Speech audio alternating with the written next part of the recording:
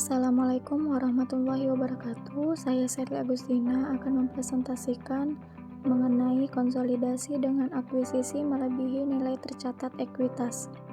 Prosedur konsolidasi.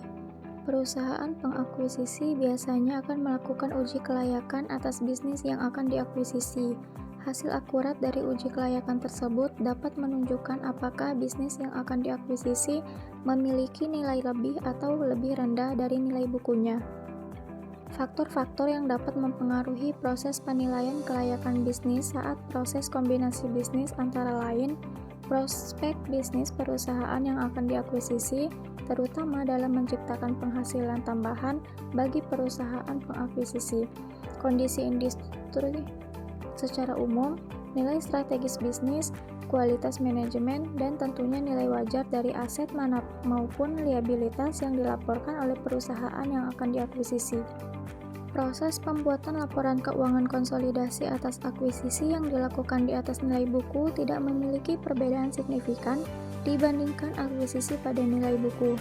Contohnya, pada tanggal 1 Januari 2015, PT Nusantara mengeluarkan investasi senilai Rp1.500.000.000 untuk keseluruhan kepemilikan pada PT Andalas. Nilai investasi Rp1.500.000.000 merupakan nilai wajar konsiderasian hasil penilaian yang dilakukan oleh PT Nusantara atas berbagai faktor yang terkait pada PT Andalas. PT Nusantara akan mencatat transaksi akuisisi PT Andalas sebagai berikut. Investasi pada PT Andalas sebesar Rp1.500.000.000 di debit, pada kas sebesar Rp1.500.000.000 di kredit. Transaksi akuisisi PT Andalas juga menggunakan skema penghitungan yang seperti pembahasan sebelumnya, sehingga memperoleh hasil perhitungan sebagai berikut. Nilai investasi sebesar Rp1.500.000.000, nilai buku terdiri dari saham biasa sebesar 800 juta, saldo laba Rp400 juta, maka total nilai buku sebesar Rp1.200.000.000. Maka selisih antara nilai investasi dan nilai buku sebesar Rp300 juta. Berdasarkan perhitungan tersebut, terlihat bahwa PT Nusantara mengeluarkan investasi yang lebih tinggi dibandingkan nilai buku PT Andalas, yaitu sebesar Rp300 juta. Secara perhitungan, investasi PT Nusantara pada PT Andalas ditunjukkan pada tabel berikut. Untuk pengonsolidasian laporan keuangan dapat dilakukan proses yang sama seperti yang telah dijelaskan pada bagian sebelumnya. Berdasarkan perhitungan pada tabel tersebut, maka diperoleh jurnal eliminasi sebagai berikut. Saham biasa PT Andalas sebesar Rp800 juta, saldo laba Rp400 juta, diferensial sebesar Rp300 juta di debit, maka investasi pada PT Andalas sebesar Rp1.500.000.000 di kredit. Dapat dilihat bahwa jurnal eliminasi tersebut juga menghapus seluruh saldo ekuitas milik entitas anak. Dalam kasus ini adalah saham biasa dan saldo laba, sebesar nilai tercatatnya. Sementara itu, kelebihan nilai investasi hasil konsideran nilai wajar atas nilai buku entitas anak yang diakuisisi selanjutnya dieliminasikan terhadap suatu akun perantara yang disebut diferensial. Berdasarkan PSAK 22 Revisi 2010, diferensial harus dialokasikan pada aset teridentifikasi yang diperoleh dan atau liabilitas yang diambil alih yang dianggap menyebabkan nilai wajar dari entitas anak yang dikonsolidasikan melebihi nilai bukunya atau dialokasikan sebagai goodwill.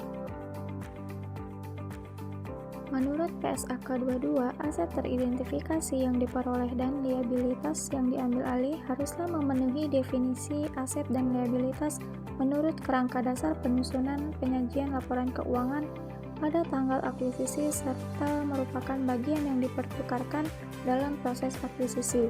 Selain itu, PSAK 22 juga menyatakan bahwa dimungkinkan untuk memunculkan suatu aset atau liabilitas baru yang sebelumnya tidak diakui oleh pihak yang diakuisisi.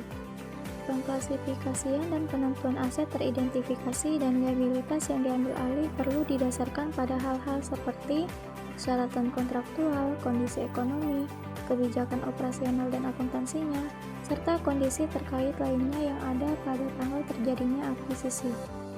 Perusahaan yang melakukan akuisisi mengukur aset teridentifikasi yang diperoleh dan liabilitas yang diambil alih dengan nilai wajar pada tanggal akuisisi, kecuali untuk komponen berikut ini: liabilitas kontingensi, pajak penghasilan berdasarkan PSAK 46, imbalan kerja berdasarkan PSAK 24, aset identifikasi, hak yang diperoleh kembali atas aset tak berwujud, pembayaran berbasis saham berdasarkan PSAK 53, dan aset tersedia untuk dijual berdasarkan PSAK 58.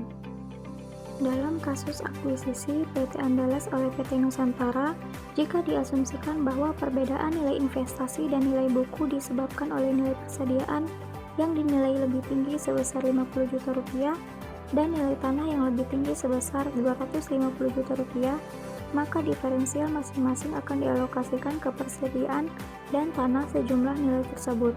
Pengalokasian diferensial pada aset teridentifikasi menggunakan jurnal eliminasi sebagai berikut. Persediaan sebesar 50 juta di debit, tanah sebesar 250 juta di debit, pada diferensial sebesar 300 juta di kredit. Menurut PSAK 22, goodwill merupakan selisih antara nilai agregat dari imbalan yang dialihkan, jumlah kepentingan non-pengendali, serta nilai wajar kepentingan ekuitas yang sebelumnya diakuisisi jika kombinasi bisnis dilakukan bertahap, dan jumlah neto dari aset teridentifikasi yang diperoleh dan liabilitas yang diambil alih. Goodwill juga mencerminkan pandangan investor atas potensi atau nilai lebih yang dimiliki investi, sehingga pihak pengakuisisi mau membayar lebih atas nilai bersih aset yang dimiliki pihak diakuisisi. Pembelian dengan diskon. Selain melakukan pembelian yang dapat menyebabkan terjadinya goodwill, dapat juga terjadi akuisisi dengan konsiderasi nilai wajar yang ditukarkan oleh investor lebih rendah dibandingkan nilai wajar dari seluruh aset bersih yang dimiliki investi. Kondisi ini mengindikasikan bahwa saat dilakukan akuisisi terdapat goodwill negatif. Pembelian yang dilakukan investor atas investi terjadi pada harga diskon. Pembelian dengan diskon mungkin terjadi, misalnya dalam kondisi penjualan yang dilakukan dengan terpaksa. PSAK 22 mengindikasikan bahwa investor harus mengakui keuntungan yang dihasilkan dari pembelian dengan diskon ini melalui laba atau rugi pada tanggal akuisisi. Namun sebelum mengakui keuntungan tersebut, perlu dipastikan apakah investor telah mengidentifikasi secara tepat dan menyeluruh aset yang diperoleh maupun liabilitas yang diambil alih dari pihak yang diakuisisi. Misalkan PT Nusantara membeli PT Andalas seharga 1 miliar. Diketahui dari nilai wajar persediaan dan tanah adalah 50 juta dan 150 juta lebih tinggi dibandingkan nilai bukunya. Maka nilai wajar dari aset bersih adalah 1 miliar 400 juta. Maka terdapat selisih sebesar 140 juta antara nilai wajar aset PT Andalas dengan konsiderasi nilai wajar yang diserahkan PT Nusantara. Maka PT Nusantara mencatat jurnal sebagai berikut. Investasi pada PT Andalas sebesar 1 miliar di debit pada kas sebesar 1 miliar di kredit. Jurnal eliminasi saat melakukan konsolidasi, saham biasa PT Andalas sebesar 800 juta, saldo laba sebesar 400 juta, diferensial sebesar 200 juta, pada investasi pada PT Andalas sebesar 1 miliar. Jurnal eliminasi saat mengalokasikan diferensial, persediaan sebesar 50 juta, tanah sebesar 150 juta, diferensial sebesar 200 juta, maka keuntungan pembelian aset sebesar 400 juta. Ilustrasi akuisisi dengan kepemilikan penuh, konsolidasi sesaat setelah akuisisi. Sebagai ilustrasi konsolidasi atas akuisisi dengan kepemilikan penuh untuk kombinasi bisnis yang dilakukan di atas nilai tercatat, akan digunakan kasus akuisisi PT Andalas oleh PT Nusantara dengan modifikasi informasi sebagai berikut. PT Nusantara membeli seluruh saham PT Andalas seharga 1 miliar 500 juta. Diketahui bahwa nilai buku dari seluruh aset bersih PT Andalas sebesar 1 miliar 400 juta, sehingga terdapat diferensial dari akuisisi sebesar 300 juta yang dialokasikan kepada goodwill sebesar 100 juta dan aset teridentifikasi lainnya sebesar 200 juta. Berikut ini laporan posisi keuangan PT Nusantara dan PT Andalas per 1 Januari 2015.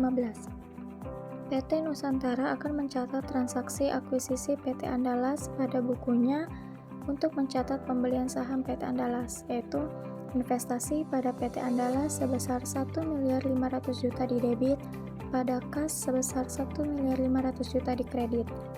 Jurnal untuk mengeliminasi ekuitas entitas anak dalam pengkonsolidasian laporan keuangan saat setelah akuisisi. Untuk mengeliminasi saldo awal investasi, yaitu saham biasa PT Andalas sebesar 800 juta, saldo laba sebesar 400 juta, diferensial sebesar 300 juta, pada investasi pada PT Andalas sebesar 1.500.000.000. Pada periode setelah periode terjadinya akuisisi, beberapa hal yang harus diperhatikan ketika menyiapkan laporan keuangan konsolidasian untuk entitas anak yang diakuisisi tidak pada nilai tercatatnya. Karena pada pengakuisisian yang tidak dilakukan pada nilai tercatat menimbulkan diferensial yang perlu dialokasikan terhadap aset diperoleh atau liabilitas diambil alih atau bahkan goodwill. Maka entitas induk perlu memastikan bahwa diferensial tersebut telah diukur secara tepat. PSAK 22 mensyaratkan entitas untuk mengukur dan mencatat aset yang diperoleh maupun liabilitas yang diambil alih telah sesuai standar terkait untuk akun-akun tersebut. Misalkan diferensial dialokasikan terhadap aset tetap yang diukur menggunakan metode biaya historis, maka perusahaan perlu memastikan apakah penyusutan yang dicatat telah sesuai atau membutuhkan tambahan atau pengurangan penyusutan untuk tujuan konsolidasian. Bila diferensial kemudian disebabkan karena munculnya goodwill, maka sesuai PSAK 22, entitas perlu melakukan pengujian penurunan nilai impairment setiap periode pelaporan. Akuisisi dengan kepemilikan sebagian. Dalam penyusunan laporan keuangan konsolidasi yang tidak pada nilai tercatat kepemilikan sebagian, hal yang harus diperhatikan adalah keberadaan kepentingan non-pengendali. Karena keberadaan kepentingan non-pengendali, PSAK 65 mensyaratkan entitas induk untuk menyajikan secara terpisah bagian dari kepentingan non-pengendali pada ekuitas dalam laporan posisi keuangan konsolidasian. Hal ini dimaksudkan untuk menunjukkan kepada pengguna laporan keuangan seberapa besar bagian dari aset bersih yang dimiliki entitas anak yang tidak dikuasai oleh entitas induk. Dalam hal ini yang diatribusikan kepada kepentingan non-pengendali termasuk bagian laba rugi dan setiap komponen yang diakui sebagai bagian penghasilan komprehensif lain. Ilustrasi konsolidasian dengan kepemilikan sebagian. PT Nusantara membeli 75% saham PT Andalas seharga 1.200.000.000. Pada saat dilakukan akuisisi, diketahui pula bahwa nilai wajar dari kepentingan non-pengendali adalah 300 juta, sedangkan nilai wajar seluruh aset dan liabilitas PT Andalas adalah 1.400.000.000. Nilai buku dari seluruh ekuitas PT Andalas adalah 1.200.000.000. Sehingga terdapat diferensial dari akuisisi ini sebesar 300 juta yang dialokasikan pada goodwill sebesar 100 juta dan aset teridentifikasi lainnya sebesar 200 juta. Sebagai gambaran transaksi akuisisi PT Nusantara terhadap PT Andalas ditunjukkan berikut ini. PT Nusantara akan mencatat transaksi akuisisi PT Andalas sebagai berikut. Investasi pada PT Andalas sebesar 1.200.000.000 di debit, pada kas sebesar 1.200.000.000 di kredit. Untuk mengeliminasi saldo awal investasi yaitu saham biasa PT Andalas sebesar 800 juta, saldo laba sebesar 400 juta, diferensial sebesar 300 juta, pada investasi pada PT Andalas sebesar 1.200.000.000 dan kepentingan non-pengendali sebesar 300 juta. Untuk mengeliminasi saldo awal investasi yaitu persediaan sebesar 50 juta, tanah sebesar 210 juta, goodwill sebesar 100 juta, pada diferensial sebesar 300 juta, dan bangunan dan peralatan sebesar 60 juta. Jurnal pengalokasian diferensial ini mendistribusikan diferensial yang muncul dari transaksi akuisisi. Persediaan mengalami kenaikan wajar dari nilai tercatat sebesar 50 juta, tanah mengalami kenaikan nilai wajar sebesar 210 juta, sedangkan bangunan dan peralatan mengalami penurunan nilai sebesar 60 juta. Selain itu, atas transaksi kombinasi bisnis, PT Nusantara dan PT Andalas diakui munculnya goodwill sebesar 100 juta dari selisih antara imbalan yang diserahkan PT Nusantara atas nilai wajar aset bersih PT Andalas. Dapat terlihat pada jurnal 29E menunjukkan sedikit perbedaan dengan jurnal 19E ketika kepemilikan dipenuhi seluruhnya. Pada kepemilikan sebagian ini, jurnal penghapusan saldo awal investasi memunculkan suatu akun baru, yakni kepentingan non-pengendali yang mencerminkan hak pemegang saham non-pengendali atas aset yang dimiliki entitas anak. Berikut ini laporan posisi keuangan konsolidasi PT Nusantara dan entitas anak per 1 Januari 2015. Biaya transaksi yang terkait proses pengakuisisian suatu perusahaan sangat besar kemungkinannya untuk dikeluarkan oleh pihak pengakuisisi. Biaya transaksi terkait akuisisi dapat berupa biaya makelar, biaya hukum dan konsultasi, biaya terkait akuntansi, biaya penilaian dan jasa profesional lainnya, biaya administrasi umum, serta biaya pendaftaran maupun penerbitan efek jika pengakuisisian menggunakan instrumen utang atau ekuitas. Menurut PSAK 22, seluruh biaya transaksi terkait akuisisi harus dibebankan pada periode ketika biaya tersebut terjadi atau jasa diterima, kecuali biaya untuk menerbitkan efek baik berupa utang atau ekuitas yang diperlakukannya mengikuti PSAK 55. Baiklah, hanya ini yang dapat saya sampaikan. Mohon maaf apabila ada kesalahan dalam pengucapan. Terima kasih. Wassalamualaikum warahmatullahi wabarakatuh.